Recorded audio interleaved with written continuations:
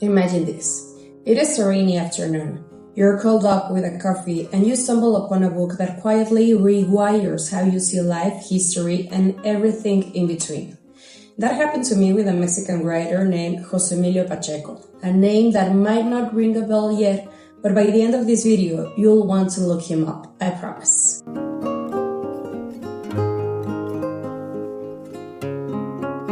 Pacheco wasn't your typical tortured genius type. No dramatic exile, no revolutionary manifesto, no tragic love story involving an opera singer and a duo.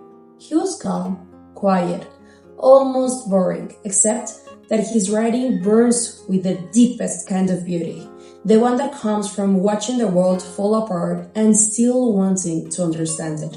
José Emilio Pacheco was born in 1939 in Mexico City, a city reinventing itself, racing toward modernity, while still tripping over its cobblestones. His childhood was surrounded by books and big conversations. Imagine growing up in a living room saloon where major writers of the time dropped by to chat, the Mexican equivalent of being raised in a non-stop TED Talk. That was Pacheco's everyday life. And he read obsessively, from Borges and Alfonso Reyes to world literature.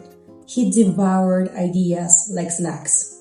His dad wanted him to become a lawyer, classic, but at 19 he rebelled. Instead of legal briefs, he chose metaphors. And that decision changed Mexican literature forever.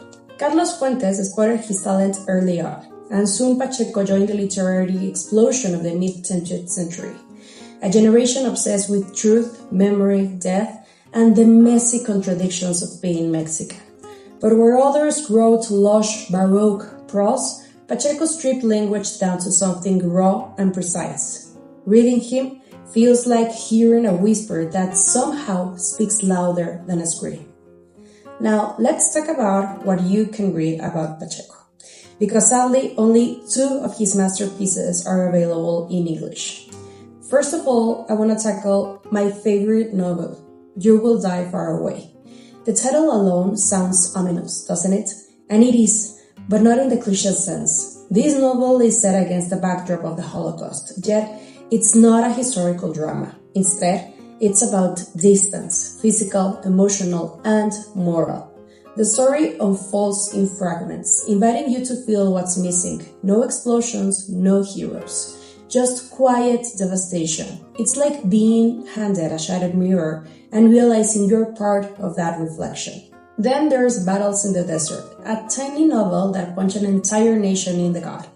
It tells the story of Carlitos, a boy in 1940s Mexico City who falls in love with his teacher, Mariana. It's one of those stories that sounds simple until you realize it's actually about nostalgia, corruption, and the death of innocence, both personal and national. The band Café Tacuba even turned it into a cult song that every single Mexican knows. But Pacheco didn't stop at novels. He mastered everything: short stories, essays, even translations. He translated T.S. Eliot, Tennessee Williams, and Samuel Beckett. And he didn't just translate them, he recreated them. He said about translation at some point that it wasn't about finding the right words, it was about recreating an entire world in another language. He built bridges where others built walls. That's kind of a perfect metaphor of his whole career. Then there's his poetry. Critics call it poesía perfecta, perfect poetry. Not because it's rigid or grand or has a perfect metric, but because every line feels inevitable. He wrote about time, death, memory, and the absurd beauty of existence. Yet what makes his poetry stick isn't melancholy. It's moral clarity. He believed poetry was a way to see, to wake up in a world addicted to forgetting.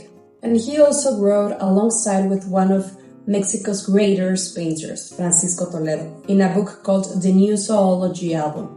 Imagine poems and creatures that blur the line between dream, myth, and nature. Like if Dr. Seuss had a PhD and an existential crisis.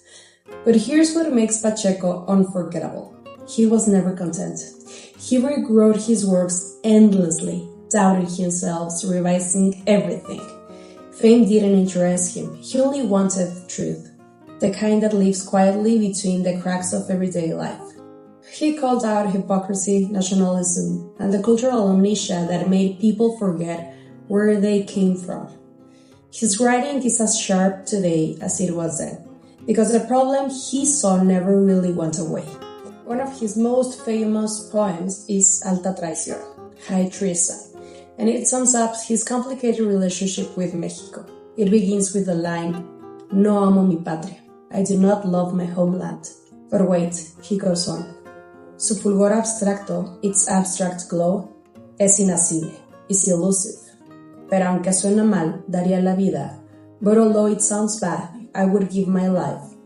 Por 10 lugares suyos, cierta gente, for 10 of its places, certain people, puertos, bosques de pinos, fortalezas, ports, pine forests, forts, una ciudad deshecha, gris, monstruosa, a torn city, gray, monstrous, varias figuras de su historia, various figures from its history, montañas, mountains, y 3 o 4 ríos, and 3 or 4 rivers. In other words, he didn't love the abstraction.